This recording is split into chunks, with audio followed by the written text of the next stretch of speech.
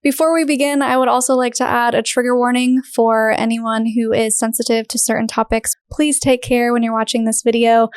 Pause it, take a breath if you need to, or we will add timestamps so that you can skip around and skip over the parts that you may not be comfortable hearing or watching. You're taught as a wife that if you prevent your husband from going forward on another girl, that is basically like murdering, and that is like you condemning them to hell. Because if you're preventing them from going to heaven for living polygamy, you're condemning them to hell, and you're going to go to hell too.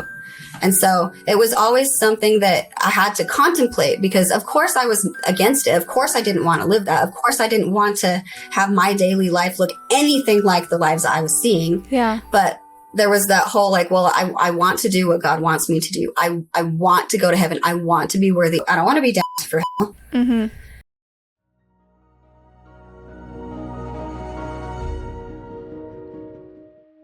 Hey, my name is Shelise and this is Cults to Consciousness, where we discuss leaving high-demand religions or organizations and finding healing and independence through awareness and true individual sovereignty.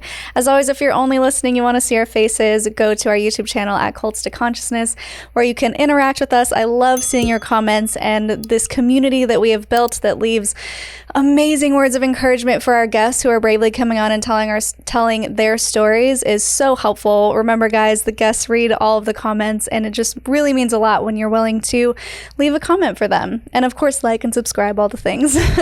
So today's guest, she has had her family members on before. You know and love Amanda Ray. You know and love Val. She's actually Val's sister, Amanda Ray's cousin. She was one of the main characters on the show Escaping Polygamy, which a lot of you are extremely familiar with. It's no longer running, but you can definitely go back and watch those episodes. So we are going to get into her life growing up in the Order, and it's also known as the Kingston Clan. It is a Mormon breakoff. So I got a lot of heat on Val's interview that everyone was like, this is not Mormon. Active Mormons, active LDS members, I see you. I know how you feel. I used to be one of you. But just remember that the word Mormon is not monopolized by the mainstream Mormon church.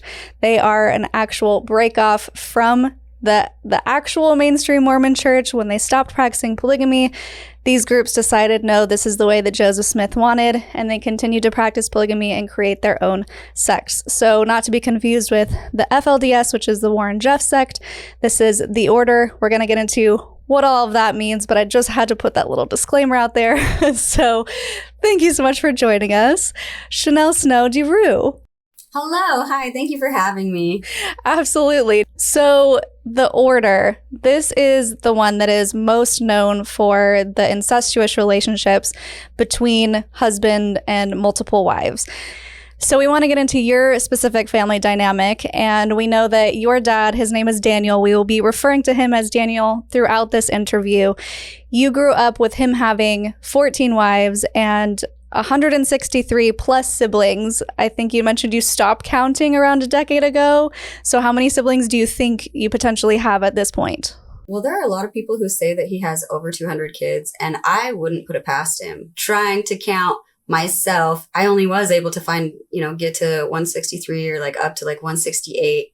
But that was like a decade ago. Since then, there have been, I'm probably going to guess like 9 wives who have continuously been having kids.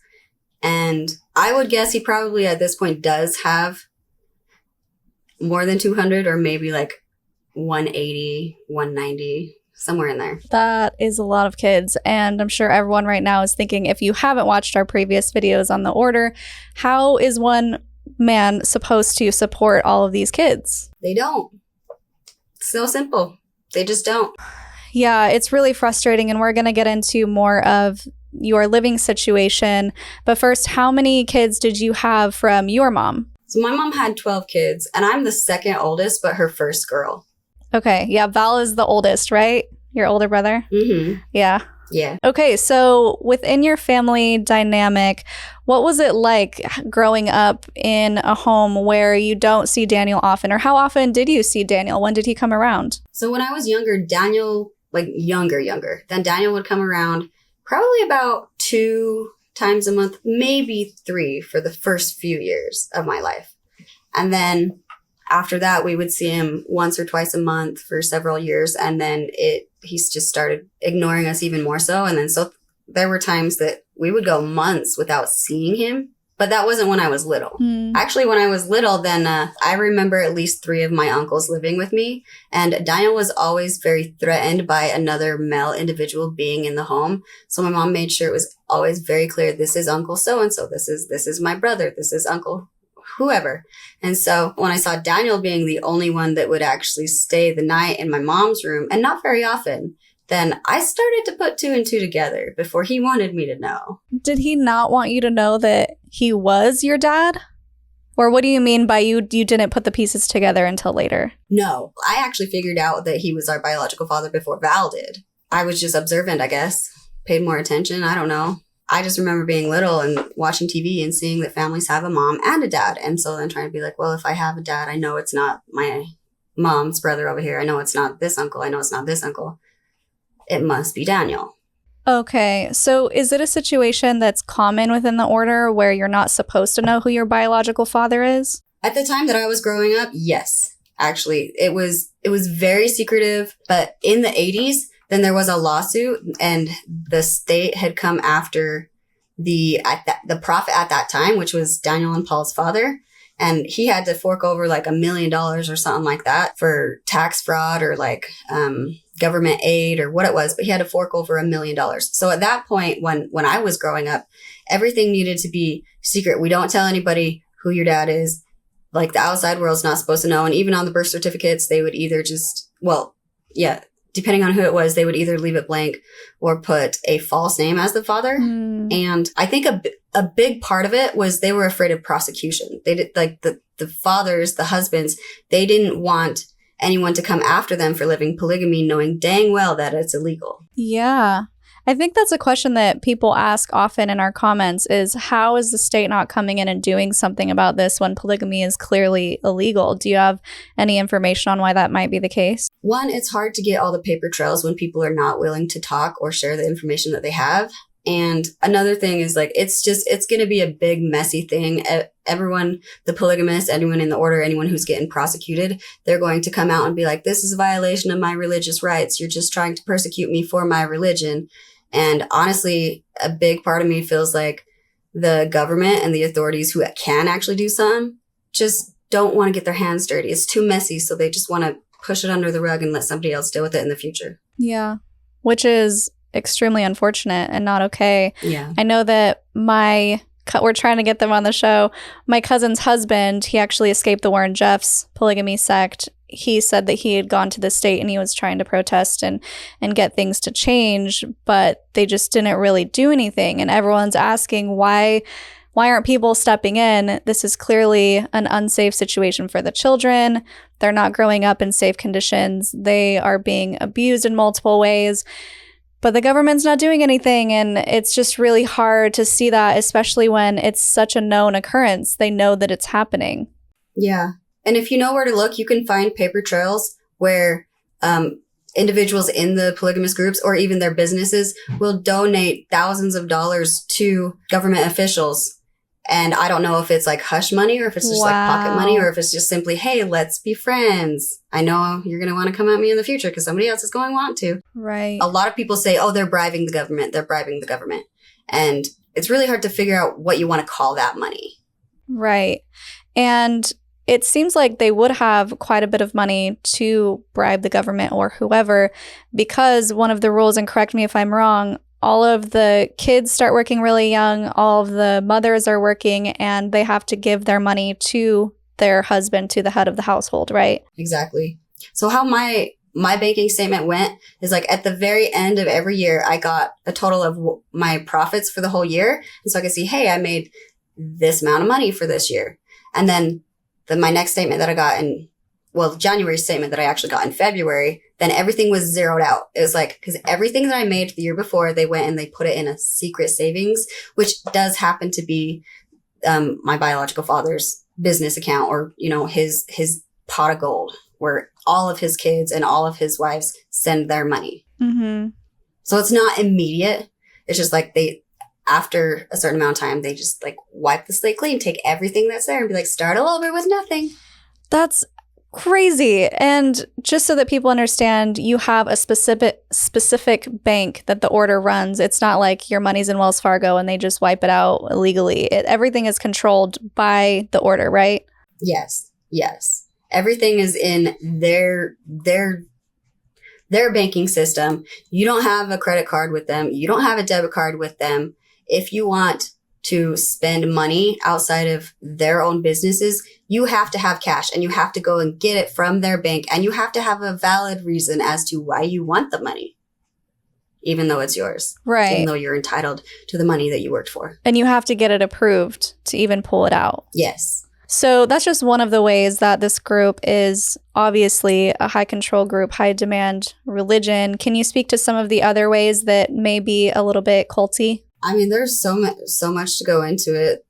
They practice prejudice like crazy, not just prejudice against outsiders, not just racist. They're like practice prejudice even within the group. So there are favored families, there are low families.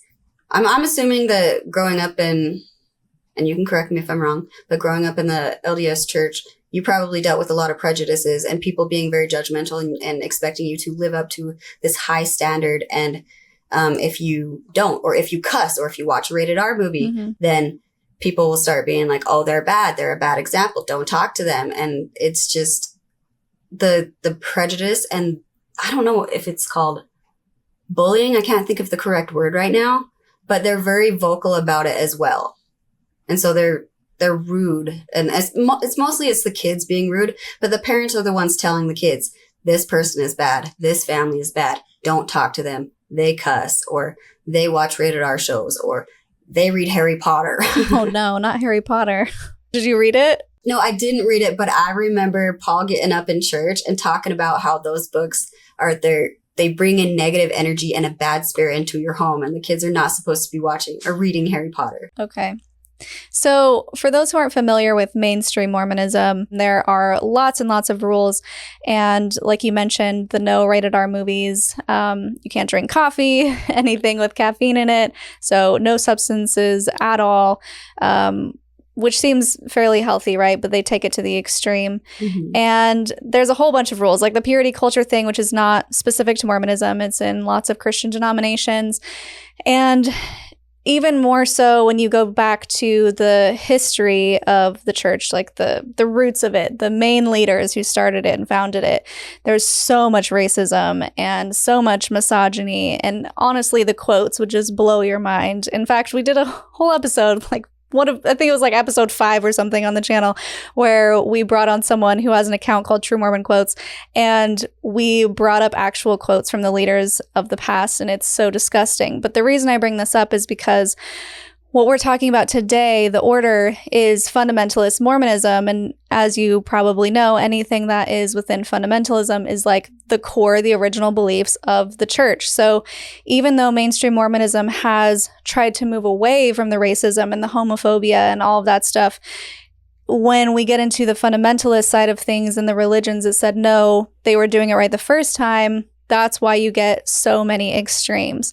So within the order, we have this isolated community who are basically living in plain sight. They're injected in normal society. They're not on a compound like the FLDS. However, they are still clearly very isolated. And if you're saying that even within the community, you become isolated, I just can't imagine how difficult that would be to not be able to, first of all, have real friends outside of the group, but now you're expected to also cut off certain people within the group and not associate with those people. So what was that like for you growing up? It was more interesting for us, I feel like, given like my mom's kids, because my mom's family was on the outskirts. Like they were the ones that the majority of the order was prejudiced against. And so we kind of had like one foot in the regular order people and then one foot in the Kingston, the most culty part of it. My mom has a big family. My mom has a lot of siblings, and the majority of them have left the group. So even as we were little, then we were able to see some of our family members who, some of them at the time were still in the group. Like I remember one of my uncles and aunts, when they finally left the order, they had multiple kids. So it was very very chill for us to go and hang out with them. And like, we would hear comments from other like half siblings or other people in the order. It would be like, oh, the Hansons, they're these bad people. That's my mom's maiden name. We were like, well, we're Hanson. And then some of them would just kind of be like, oh crap, I forgot about that. Or I didn't realize, and like, just be like, oh, I need to shut my prejudiced mouth for a minute. But, I remember one time I was little and my mom's youngest brother was getting married, but he was an outsider at that time.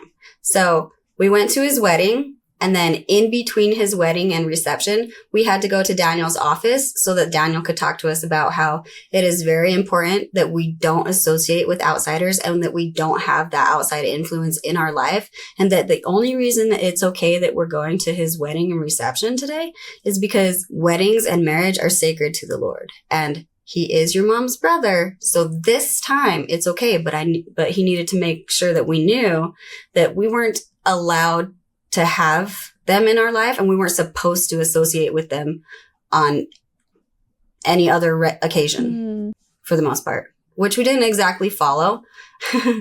But many, many times we did. There were many, many years we didn't actually see almost anybody in my mom's family because of the prejudice and how strict they were with who you can allow in your life, whether or not they're in the group. Yeah. When we were younger, for some reason, Paul liked me, but he didn't like my younger sister, Colleen. Just to clarify, is Paul the leader, the prophet? Yeah, Paul is the leader of the order. He's Daniel's brother, so he's my uncle. He seemed to like me, and most of his kids my age were just hanging around each other anyway, but they didn't seem to have an issue with them talking to me at school.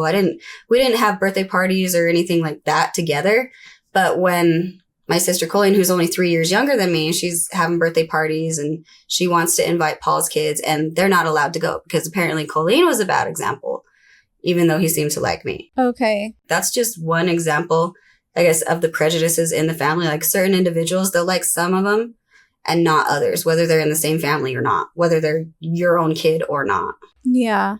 And you mentioned to me off camera about how even within the wives, and you talked about this a little bit, how some wives are given favoritism and better places to live. And I know we wanted to discuss the living arrangement for your mom. So do you want to talk a little bit about what that was like growing up, where you were, the kind of situation that you were put in by Daniel? Yeah. For a long time of my upbringing, then all of the wives that I went to their houses were like rundown older houses.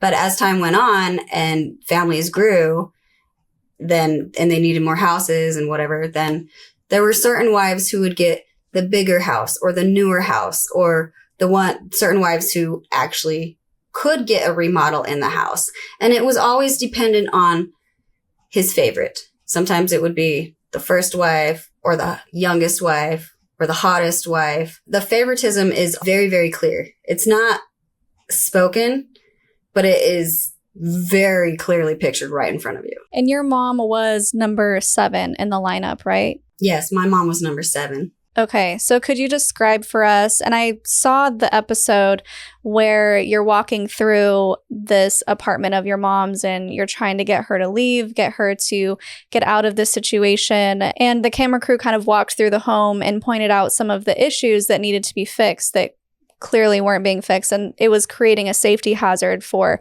your mom and your siblings. So could you kind of talk us through what some of those things were like and why you were trying to get your mom out of there? Yes, and most of these issues had been going on for years. My mom had been telling Daniel, we need this fixed. This hole is happening. This bathroom no longer works. We have dirt in our water. He didn't seem to care. Everything that you saw on the show, all of the safety hazards that were on the show, they had been going on for years. And Daniel, he didn't care. He didn't have to care. He wasn't even there. He didn't have to live there. He didn't have to deal with it. Yeah. And this was an apartment complex, right? Yeah. How many bedrooms were in this apartment? Initially, when we moved into the apartment, there were only 3 bedrooms. So my mom had 9 kids in 3 bedrooms. And at that point, that's when we were able to build into a section that was kind of in between the 2 apartments. So we were able to take that empty section to add to our apartment. And so at that point, then we were able to legally add 2 more legal bedrooms, but 2 of the other rooms we also used as a bedroom. And I say they're not legal bedrooms because there's no escape route. There's no window. There's just one door in, one door out. Okay. How did you feel growing up in this situation? Did you feel like you should have been in a larger home, having seen the other wives' houses and seen how the other kids were living? Yes. Growing up, there was always that conflict. There was always the conflict of why are we not good enough to have enough space or to be able to go on these trips or to do some of these things that the other wives and children were doing. And we're taught that the lack of appreciation is a major crime. And so we're trying to appreciate all the things that we have and appreciate that we have a roof over our head, that we have clothes on our back and we have food in our bellies. We're trying to appreciate everything that we have, but at the same time, we can see the injustices, and it's hard not to question, why is this okay? And why favor one over another when aren't we all supposed to be one family? Yeah, that must have been really frustrating. And we spoke on it a little bit in Val's episode about how he was pulled out of school to take care of the younger siblings. Did you have to do the same thing as well? It was a little bit different for me. So basically, I was not allowed to go to high school. I was pulled out of school when I was going to be going into my 9th grade and was pushed to do like an online school, which I didn't ever get my GED from because there were some issues there. And I was just like, after all this time and after cheating our way through, because we did it as a group, some of my other half siblings, anyway, I don't necessarily want to go into that, but as a group, all the kids like cheated their way through to get their high school diploma from that online school. But that was one of the excuses that Daniel was using as, you can still do this at home at your own time, but you could be working all day too. You could be making money. You could be building up the kingdom of God. And at least that way we wouldn't have any outside influence either. We wouldn't have any peers of our own age that were negatively influencing you about worldly things. Is that kind of... Or distracting us just from, because our number one goal was to find your number one choice and get married, have a bunch of babies and build up the kingdom of God. Okay. So they didn't want any distractions. Friends, they're unnecessary, especially if they're outside friends.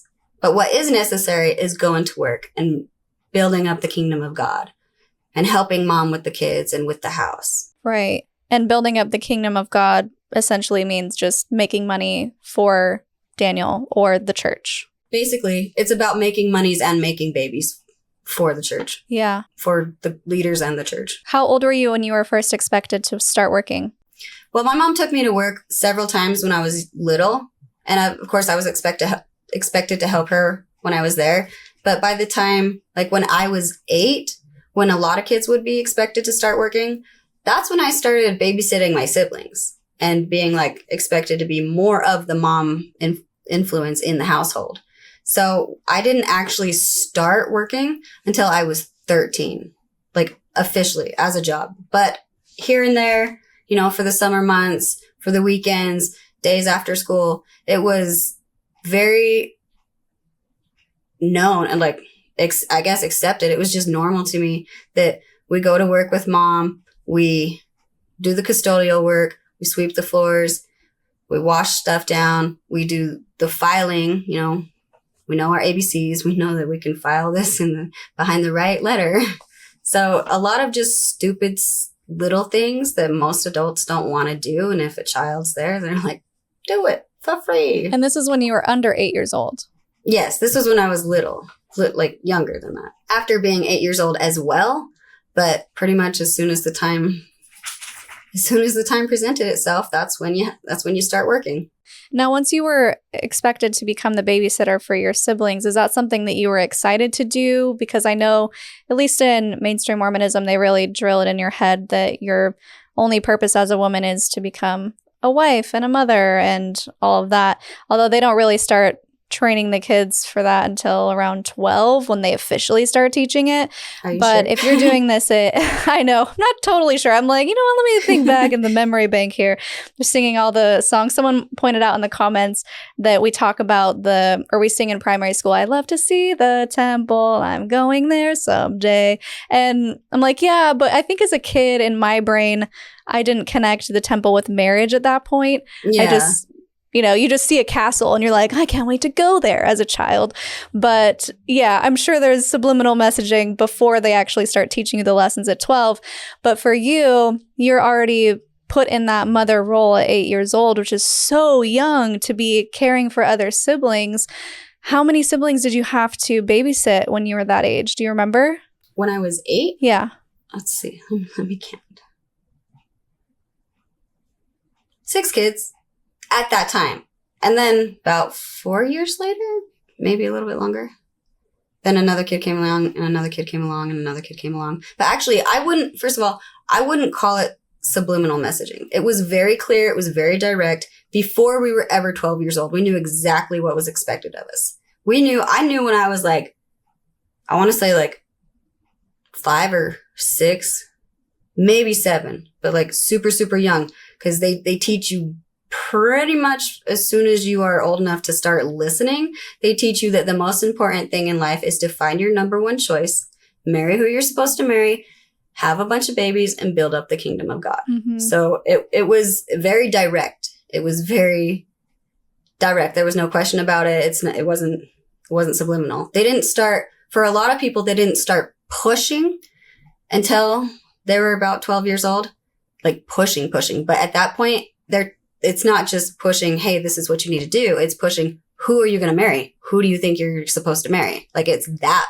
When you're 12. Yes. Just more direct. Yeah. More intense. More obvious. Yes, more intense. I actually didn't really have a problem with raising the babies, like taking care of the kids, being the babysitter at home. Of course, I didn't like cleaning the house all the while. And we would get in trouble if it wasn't clean when the parents got home. But the parental instinct is very, very strong in me. So I was already trying to take care of my younger siblings when I was still just really, really little.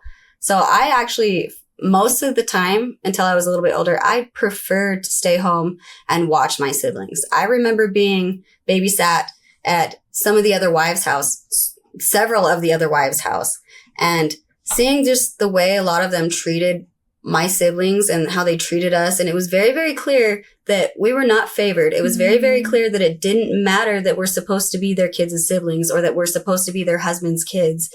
It was, the prejudice was very, very evident. I remember watching my siblings being beaten by the other moms. And I just remember thinking, even at such a young age, that I would never want to send my kids to that kind of babysitter or daycare, and that I would way rather be the one at home. So at least I know that they're being fed. I know that their diapers getting changed. I know that they're being taken care of, and I know that they're not getting beaten. Yeah.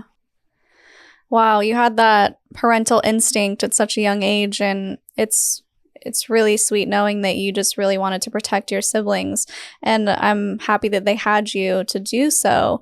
And then you were expected to work at 13 outside of the home. Did you feel that pull of wishing you could have been home with the kids, or at that point was Val taking care of the kids?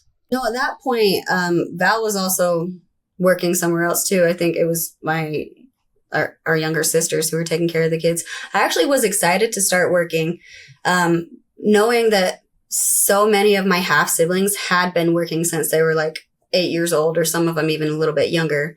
And then I also hearing stories from my mom, because my mom grew up at the mine, and there were several other order families that were down at the mine, and they had a couple of businesses down there. So there were a lot of girls that were around my mom's age or even younger who were allowed to have a job down there. But for some reason, being, not of the favored family, my mom and her sisters, they were never allowed to have a job down there. So my mom, even being 16 or 17 years old, didn't get to work at the order businesses. So I also grew up with the idea of we would be so lucky to have a job, and how lucky are we and how privileged are we that we get to start making money and we get to start helping and start working at this young of an age. And a lot of people don't get to have a job so early. I was more excited to be able to have a job, feeling like I was coming in late to have a job at 13 years old. Oh, that's so interesting. So your first job was at 13, and then I know you said at 17 you did start working at the mine. So what did that look like?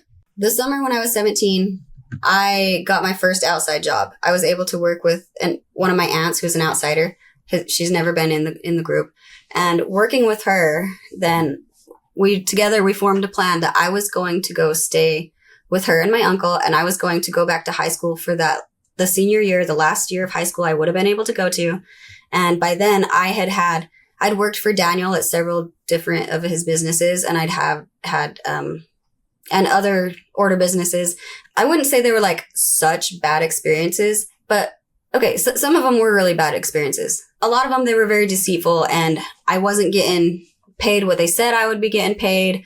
Or, I don't know, there were a few times that working for one of Daniel's businesses, actually a couple of them, then there would be beef between me and one of the moms. And sometimes it would be over like me being late or me like chatting on Messenger while I'm supposed to be working. And so when I was 17, I was working for the outside job. I had decided, and I told myself, and I told several other people too, that I will never work for the order again. I am done. I am done with their deceitful, conniving, cheating, skeezy behavior. Like, I don't have to have business with them financially. I mean, obviously that wasn't quite true because that's where my money was. Yeah. So just a couple weeks before I was to stop my summer job and start school again, then I got an offer from somebody asking if I wanted to work at the mine. Now, my grandparents had been living there my whole life. And I had already decided before that that was the only exception of all the order jobs that I ever would go back to working for the order. That was the only exception. Because to me, the mine was like, that was my second home. That was my grandparents. I just felt safe there. It was very comfortable. So I was really, really excited to go work at the mine. And I was promised this certain amount of pay. And after, I don't know if it was, I think it was like 3 months when I finally like was taking a look at my statement, and I was like doing the math, and I was like, you guys lied to me. You lied to me. And before I even went down there, we had several different talks about the pay and talking about how, or with my mom, with the manager, with the HR individual, with myself, it was like, hey, everything needs to be clear. You need to be honest. And I found that not only were they docking my pay, they were docking some of the hours that I worked. And so for all the hours that they removed from my time card, I didn't get anything for it at all. But once I found out that I was getting paid less than I was told, then I took it up with HR and I made a little hissy, and I was like, you guys lied to me. Yeah. Like, I had already decided this is not the behavior that I'm going to tolerate. This is why I stopped working for the order in the first place, is because you guys were lying to me about what you're going to pay me. And so the mine, being as big of a company as it was, and they actually had a lot of different outsiders working there too, then not in the office. They had outsiders working in under the ground. But then they went ahead and back paid me for just that little bit of the amount, the difference, which I really appreciated. It was very, very shocking. They don't do that in the order. They don't back pay you. And as I mentioned, all the hours that they just simply removed from my time card, I got nothing for. Well, that's awful. But yeah, so they removed hours, they docked your pay, but all of that money anyway, isn't that still not technically yours? I mean, they say it's yours, but then it gets transferred to Daniel. So did you ever actually get to use the money that you were making? For the most part, no. Any money that I wanted to use, I had to have either my mom call in an approval or Daniel call in an approval. And I remember one time having $20 and someone asking me, where did you get $20? That's a lot of money for you to be having. I was like, what are you talking about? It's $20. And asking me, being very, very insistent, like, how did you get this money? Like it was some lifeline I was never supposed to have. Everything had to be approved.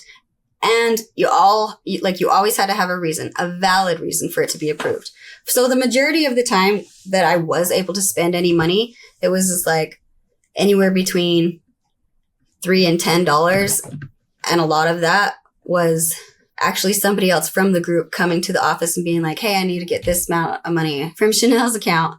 And most of the time it was like, oh, we're going in on a gift. We're going in on a baby shower gift or a bridal shower gift or a wedding gift. Or like, so there were a group of us. We'd be able to just give in a few dollars or, 5, 10. Most people didn't do any more than 3 to 8. But in general, like the money that I was spending initially was just simply taken off of my card from someone else. Like I wasn't spending it or handing it over myself personally. And when I did finally start spending my money by my choice, I remember it being on my younger siblings. I remember, just being like, now I can finally take care of them. Now I can make sure they're having Christmas cards. Now I can make sure this little girl is wearing girl clothes instead of boy hand-me-downs. Yeah, I was going to ask about that as far as how not you specifically, but how your mom is able to actually take care of all of these children, because what's so frustrating is it's obvious that you're expected to work. All the siblings are expected to work. You can't even go to school because you're supposed to be working, but all of your money gets funneled to the head of the household, which in your case was Daniel. But at the same time, and we knew this from Val's episode, you aren't able to eat. Like, how you're supposed to dumpster dive for your food, even though you're working and working and working. So how did that work for you from your perspective? Were you given money for food? Did they allocate you certain funds? Did they just give you the food?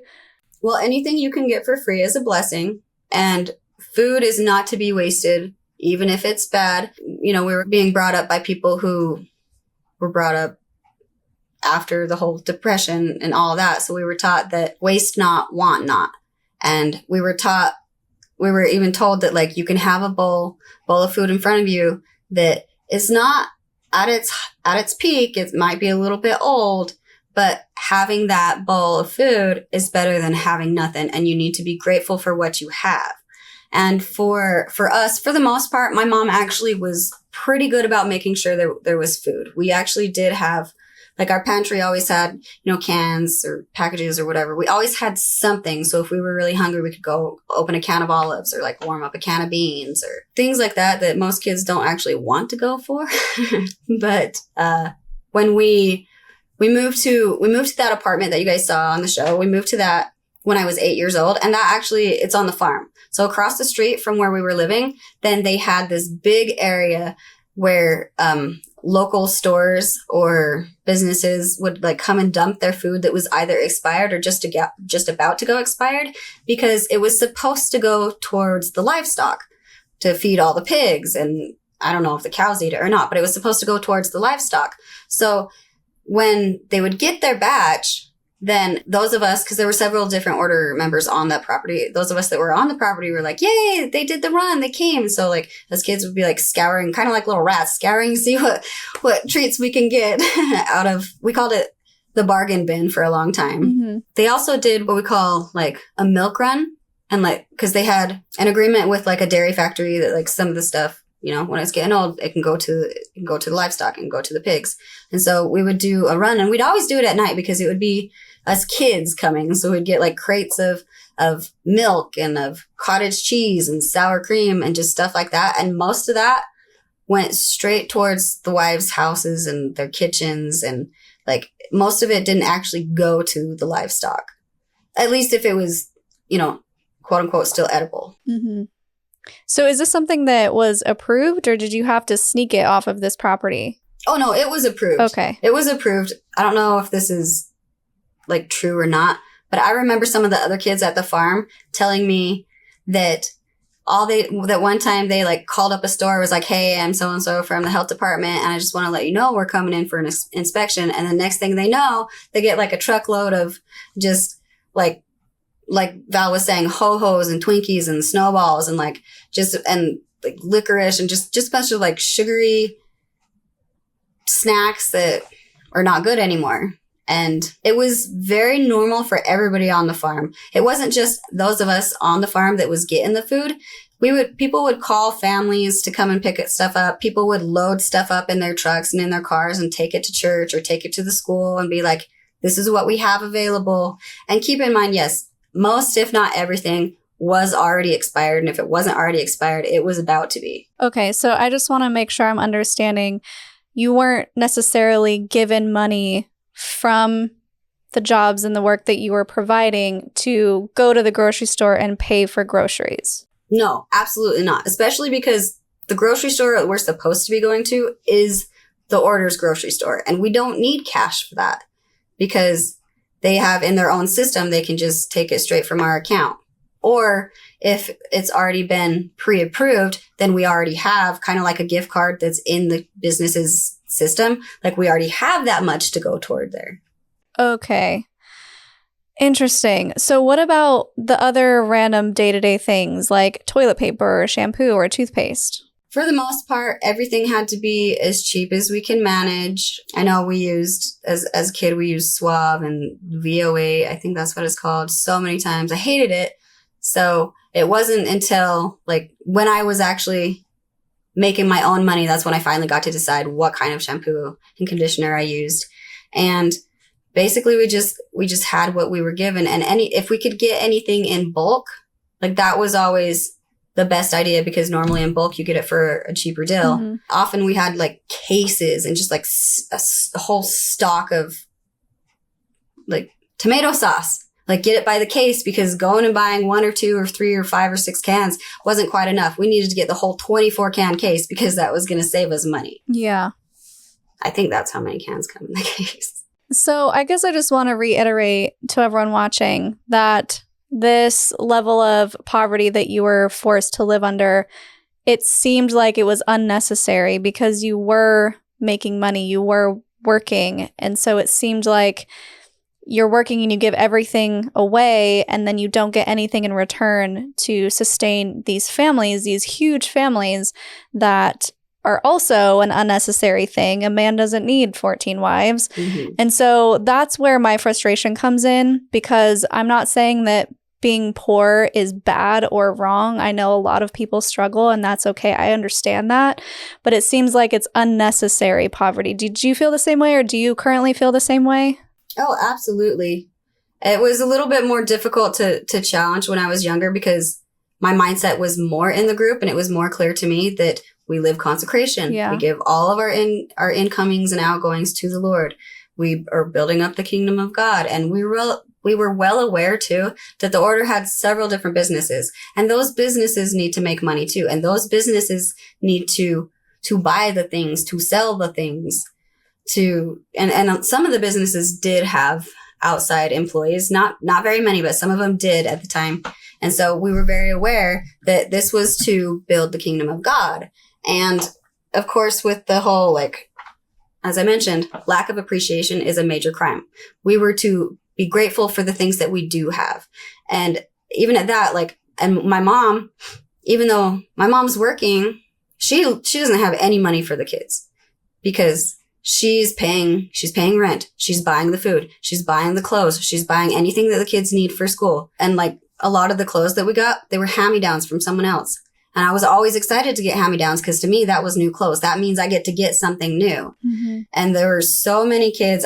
My mom tried to be very good about having her kids look presentable so that they were wearing clothes that actually fit them. But there were so many kids that we could see that they were wearing clothes that were way too big for them or way too small for them, or they had holes in. And it was just very, very normal and regular for us to have the lowest of what we could get. Like, to, I don't want to say scum, but we were kind of treated like scum. Like, you get what's left over. Yeah. If you get anything, and you be grateful for what you do get, because there are a lot of people who have less.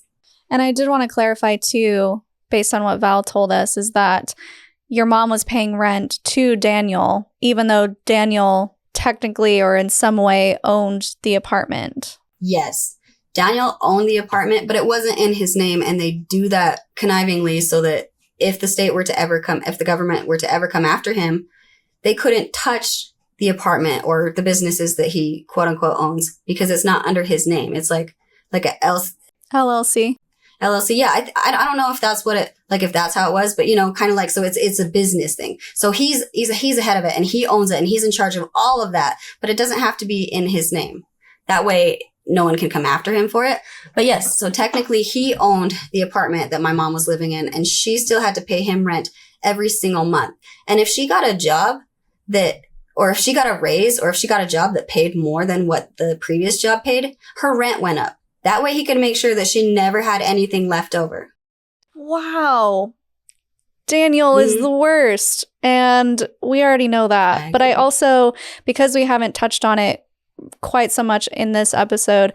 I want to hear from your perspective how you felt about Daniel and how he treated you personally as a child. When I was really little, then I thought he was cool because I was told to think he was cool. I was told, like, he was praised, and my mom would be like, oh, it's Daniel. We love Daniel. You're so lucky. Da, da, da, da, da. But actually, I guess I don't forgive and forget easily.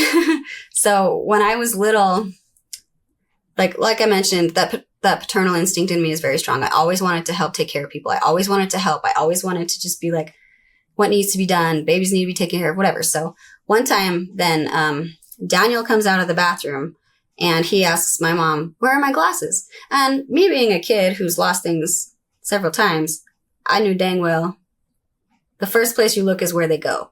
So I was like, oh, I bet they're on the nightstand right where he left them. And so I went and found them, and I came in there and I was like, yay, I'm being so helpful. He's going to be so happy that I brought him his glasses because he was looking for them. He wasn't. He started slapping me. He started telling me, don't you ever touch my glasses. And like, just really being, an absolute monster. And I remember my mom telling him, I think she was just trying to bring them to you because you asked where they were. Mm-hmm. And I was like, I don't think I said anything because I was just a child, but I was just thinking, yep. And I also was thinking, never going to do anything for you again. Yeah. And it was after that, he had a Daniel family meeting. So it was a bunch of his wives and their kids all in one area. And so we're playing with the kids. And I remember some of my siblings being like, Daniel's my dad. Daniel's my dad. And I remember being like, what? How could he be your dad? He's my dad. And they're like, what? He's your dad? He's my dad. And I remember one of our older siblings being like, look around, guys. He's all of our dad. And I'm like mind blown. I was like, whoa. Like, cause I knew he was my dad, but at that time I didn't know he was a polygamist. Yeah. Like I knew that he was my biological father. I figured that one out all on my own. So then after that, one of the sisters, she goes and tells her mom, guess what? Shanell said Daniel's her dad too. And so that mom tells Daniel, Shanell's saying you're her dad. Daniel comes yelling at my mom. Why does she know who I am? She's not supposed to know who I am. And then he slaps me. And I don't know if it's been made clear to you or not, but like, if Daniel were to ever slap anybody, keep in mind, that is not a slap. That's a pat. Like, for him to slap, it's front-handed, backhanded, and it's repetitive. Who knows how long it goes? Sometimes it's fist as well. So, like, if I ever say Daniel slap me, it's not like a one swat. Like, that is just, that's hilarious in comparison. Yeah, so he's slapping me and he's telling me, don't you ever tell anybody that I'm your dad. You don't tell anybody who I am. You're not supposed to know that I'm your dad, and you're not supposed to tell anybody. And I'm like, thinking, I mean, I'm just a little kid, but I also remember thinking, but she said you're her dad too. Like, I can't even tell my own siblings. Right. That's weird. And I think that actually has a lot to do with why I'm very offended when people say that he's my dad. And I'm like, he's not my dad. I don't have a dad. He's Daniel. He's just Daniel. He's only ever been just Daniel. Yeah. I'm sure that was a big defining moment. Do you remember how old you were? I want to say I was like 5, but I might have been 4. I remember being really, really little. And I remember only having just a few siblings after that. That was the last time that Daniel actually like slapped me. But I glared at him. I was like, it was very clear visually for me that I was displeased. And I was like, I don't like you. I didn't say it, but it was just very, very clear in my facial expression. Yeah. And I'm assuming that that's probably why that was the last time that he ever slapped me or like hurt me, because I know he beat my siblings like it was freaking dinner, like daily, But I would talk back to him too. There were several times that he would be beating on one of my siblings, and I would yell at him and I'd be like, stop it. And there was another time that I didn't say anything to him, but I would just like, this isn't very funny, but I remember being in the moment, just being shocked and thinking back, be like, what? I had no reason to be shocked. I knew dang well that's his behavior. Like it wasn't shocking anymore, but it was just like having to deal with it in that moment. It's kind of like stunning, like, oh my gosh, I got to deal with this. And I remember one time just running out of the room and going to find my mom. I'm like, Mom, make him stop. And I'm pretty sure that at that point he thought I was going to go for a phone and like call the police on him. I might have told him I would call the police on him by then, or it might have been after that. But I did tell him several times. And I don't know if you want to hear that situation, the story, if I should go into the actual details. Okay. Well, my mom had just had a baby like a couple months before that.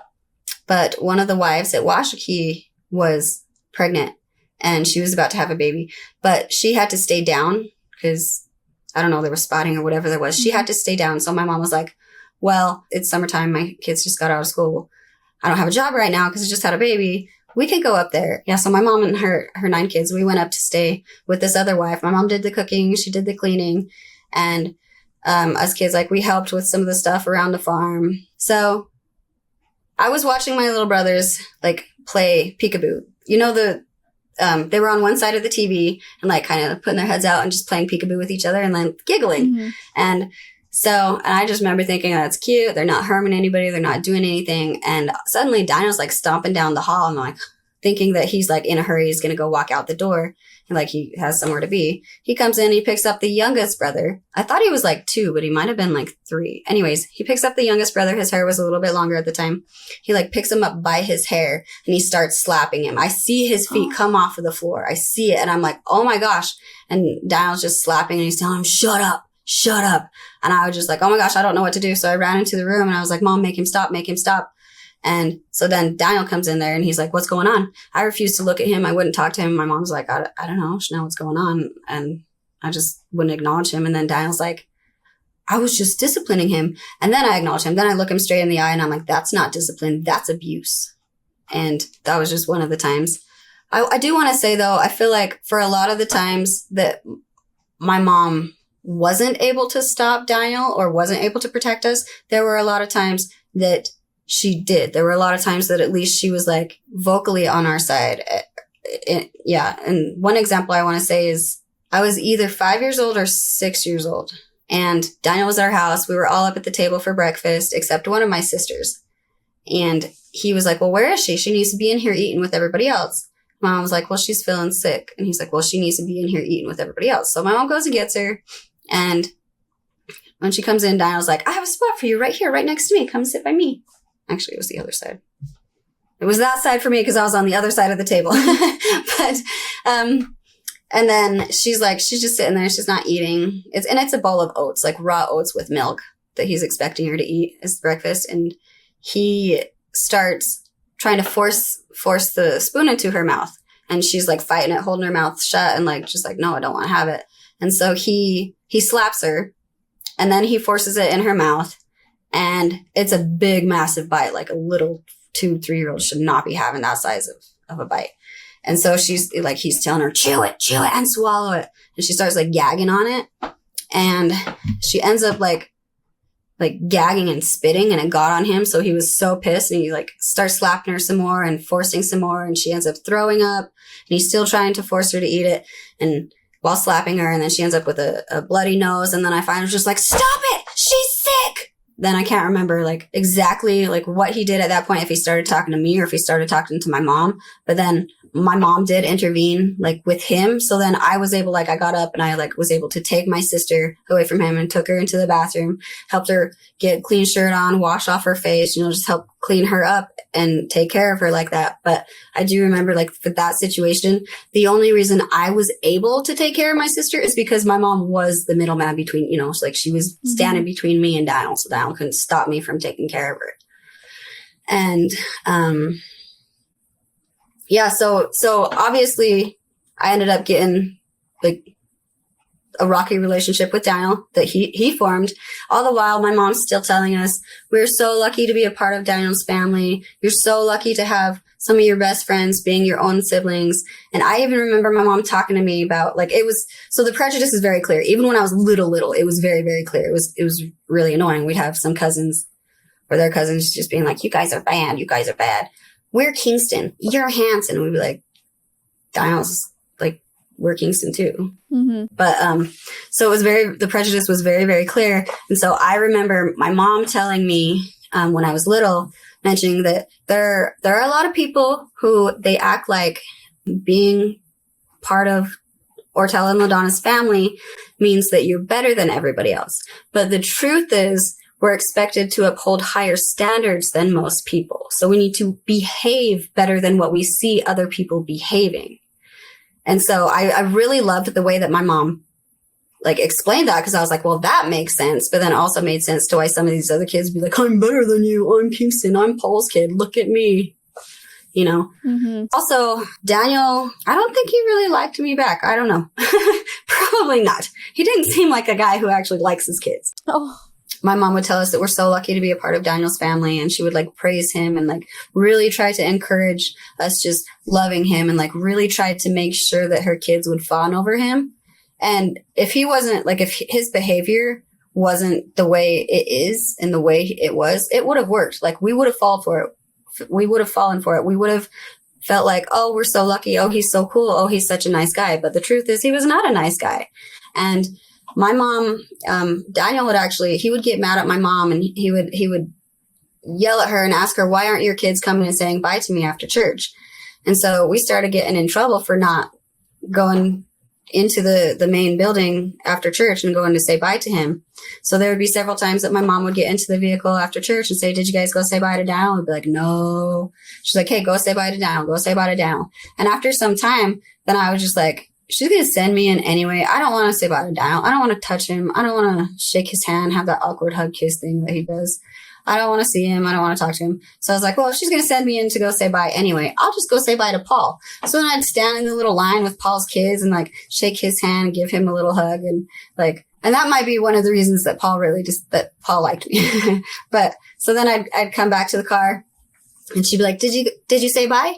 And I'd be like, yep. In my mind, but not to Daniel. And so, but my mom continued, you know, she continued to try to praise him for so long, for so many years, actually. And I was exhausted just listening to it, but I could see that like she was exhausted about it. And I remember one time, we had like a Daniel's family meeting. This was right before me and Val. Well, Val had already been pulled out of school, but this was literally right before I was to also be pulled out as well.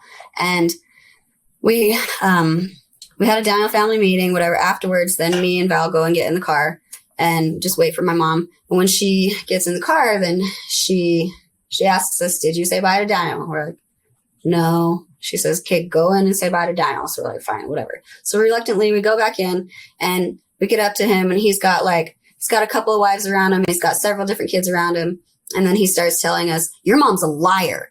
Your mom did this, and your mom this, and your mom said this, and she didn't talk to me about this. Your mom's a liar. And just saying like stupid crap like that. And of course, in front of other wives, in front of other kids. And I just remember being like, not wanting to even engage him at all.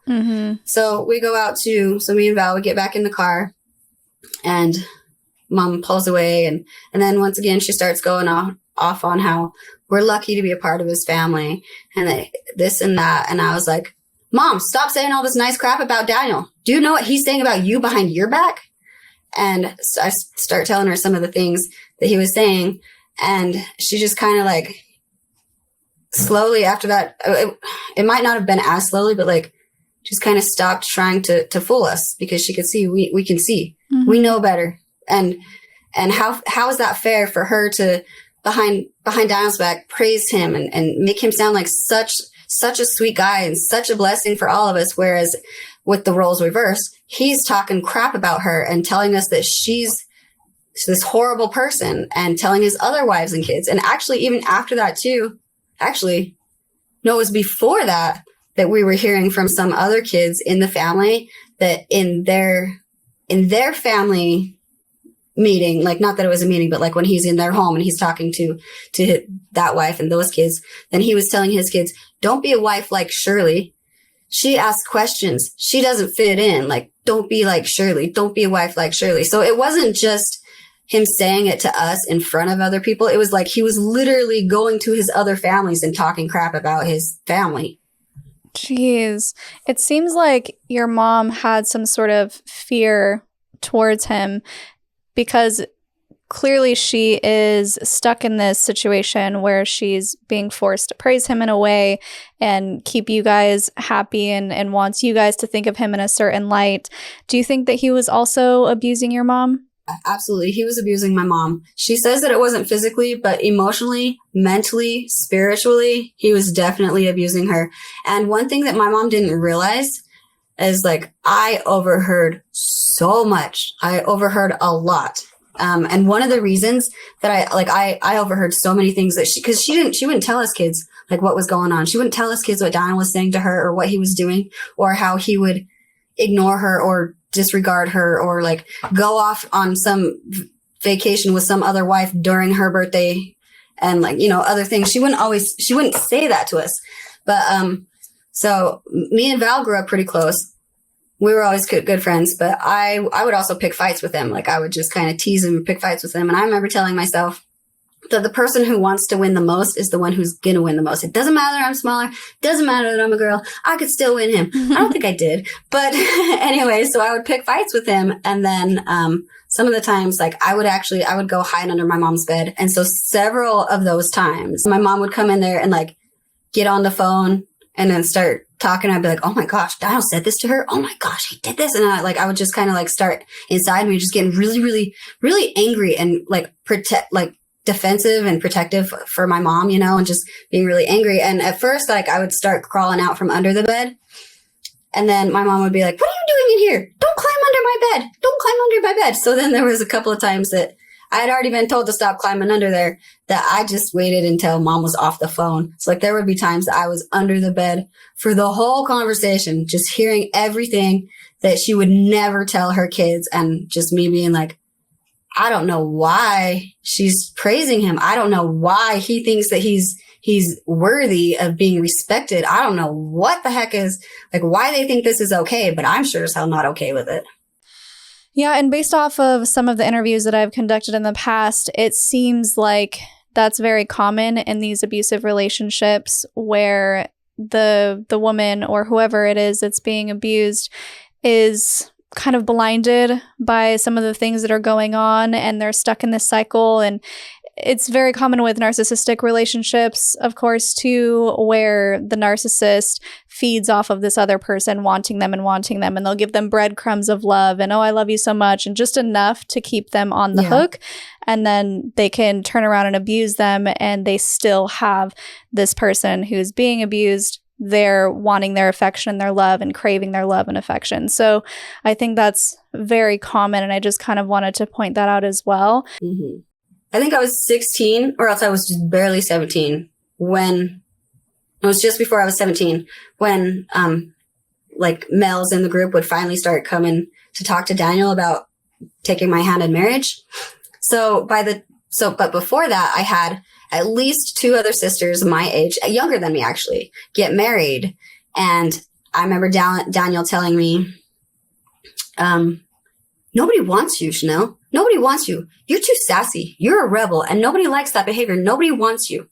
And I just remember thinking, I don't know how I should feel about this. Like, should I be offended?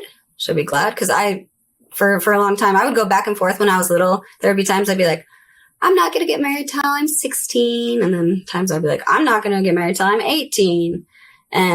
But I never, like, there were also times I was like, I would accept it. I could accept it at 15 if it was the right person, if it was the right situation, yada, yada, yada.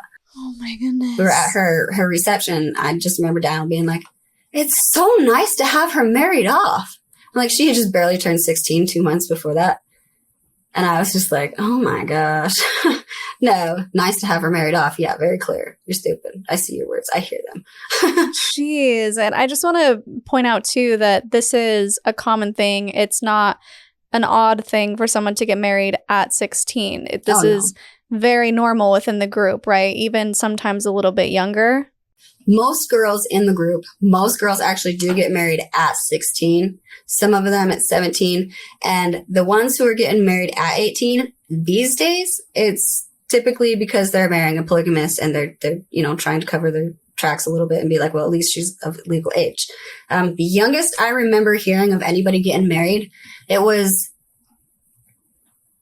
really, really little. It was either right before I was born or else it was like I was really, really little. And I remember hearing about it. And I remember hearing the age of 13. But I can't remember if the story is that they got married when they were 13 or if they were just barely 13 and then turned 14 and then got married. So I know that several of the girls had gotten married at age 14. But like I said, I've heard of 13. I'm just not sure if they were able to reach their 14th birthday or not at that point. Mm-hmm. Yeah, these literal child brides who are also expected to have children as soon as possible. I'm assuming that contraception is not an option. Oh, no, not at all. We're told that if you're using birth control or even condoms, we're told like birth control is murder. You're killing the babies. Even, there doesn't have to be conception for them to consider it murder. And they explain to us that there are so many spirits in heaven and they're all waiting to come down. And the more that we can bring down to the order and to build up the kingdom of God, the better. And that we were taught to, they want to be here. They want to be in your family. They want to be in our family. They want to be a part of the order. So we need to help them and bring them to earth and build up the kingdom of God and provide a place for them. Yeah. So as a woman, well, as a girl specifically growing up, how are you feeling about polygamy? Is that something that you were okay with or not okay with? Not exactly. I mean, frankly, given the situation we were in, I was glad Daniel wasn't there every day. I was glad that our daily household wasn't him, mom, and the kids because, of his behaviors. There was no way I wanted him to be there all the time. That I did go back and forth every so often, like when I was younger, every so often be like, I could probably live it. I think it would be okay. And then I got to the point where I was like, I don't think I should be like, if I lived it, I think I would probably, I probably wouldn't be the best fit. Like I wouldn't be nice. I wouldn't cause I wouldn't just, I wouldn't accept that the first wife or whatever was like over me. Cause if it was me, I would be like, well, I'm married to the dude. You can be my equal or not, whether despite of our age, but part of the practice at that time, and I don't know if they're still doing it, was that, the first wife has seniority. And so it was like, and I remember hearing too, a couple of situations. I feel like my mom was talking to one of her sisters. I just overheard the situation, but I remember hearing that, my mom was being expected to tie in with the first wife and to go to her for things and to listen to her, not just the first wife, but and that there was that chain of command, and that part of the chain of command was the first wife had seniority or whatever. And I remember hearing my mom say, I didn't marry the first wife. I didn't marry these other wives. Yeah. I married the man. And then I got to the point, so actually even with when I did get married, there was still part of me who, I contemplated, could I live polygamy? Could I accept this? Is this something? And I always just felt like, no. I mean, given my upbringing, there was always that inside of me, I felt guilty. And you're taught as a wife that if you prevent your husband from going forward on another girl, that is basically like murdering. And that is like you condemning them to hell. Because if you're preventing them from going to heaven for living polygamy, you're condemning them to hell, and you're going to go to hell too. And so it was always something that I had to contemplate, because of course I was against it. Of course I didn't want to live that. Of course I didn't want to have my daily life look anything like the lives I was seeing. Yeah. But there was that whole I want to do what God wants me to do. I want to go to heaven. I want to be worthy. I don't want to be damned for hell. Mm-hmm. But really, no, I never wanted to live it. I never wanted to accept it. I just had conflicting moments where I wanted to do whatever the Lord had for me to do. And if that's what it took, what would it look like? And I really had to contemplate that. Yeah, it's extreme spiritual manipulation. And that's something that we try to touch on, but we haven't really gone too deep into it before, I don't think, because, a lot of people in the comments, especially someone who hasn't been raised in a cult, it's really hard for them to understand, well, why did you just say no? Or if you didn't want to practice polygamy, why did you? And there's just so many factors that go into why someone does. And I think how you laid it out was so beautifully said, as far as you're just a good person and you don't want to see this other person go to hell because of your what they would see as jealousy. And so, or selfishness. Yeah, selfishness. Wow, it's so multifaceted and so layered when it comes to the coercion and manipulation of these young girls. Again, remember, guys, this is these are not adults. These are not consenting adults. These are children who are being manipulated into becoming plural wives. So there's a lot at play here. Yeah, I just want to give this metaphor. It literally just popped into my head. I've never thought about it before. But if you think about us kids as as plants, but think about us as being climbing plants. So they're literally manipulating us to climb around this pole our whole lives. It's really, really hard to get away from it or to strip that down or to have something else. Anyways, I really like plants. So that was just one thing, because I have climbing plants that I'll go out and I'll manipulate it. I'll be like, go over here. Now go over here. But that's kind of how they were treating. We didn't have the ability to just get up and go any route we wanted to. We kind of had to just follow what they were manipulating and where they were guiding us. Yeah. And the only way to completely change the direction of that is to take away the pole, to take away the religion, to take away the foundation. Yep. And what's even scarier after that is stripped away is the plant just is like, where am I supposed to go? And there's a lot of free fall. Yeah, it's really hard to figure out, well, am I supposed to go up? Am I supposed to go left? Am I supposed to go right? What do I follow? Where is this pole that can be my foundation? You really have no reference point when you leave these type of groups where you're like, I don't know what normal is, and I don't know how to find my footing, and what age are you supposed to get married at? All of these questions that we start asking ourselves when we leave these high control groups. I remember my goal was to get married at 22, first kid at 24, and I was like, such a rebel. I thought that I was such a rebel that I wanted to wait that long.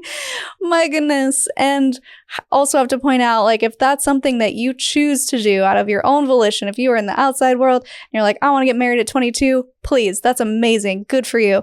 I don't like when these young girls and young men are manipulated into thinking that that's their only option and that something's wrong with them if they don't get married by 22 or 24 or 21 or 18 or 17.